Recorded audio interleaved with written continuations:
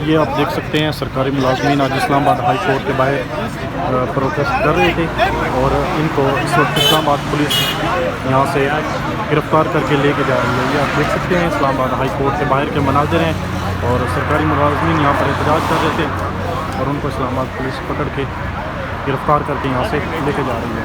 ये आप देख सकते हैं इस्लामाबाद हाई कोर्ट के बाहर खारदार तारें भी लगी हुई हैं और सरकारी मुलाजमीन एहतजाज कर रहे हैं। कुछ यहाँ से चले गए हैं रेड जोन से और कुछ तो यहाँ पर हैं, उनको गिरफ़्तार करके लेके जाया जाएगा।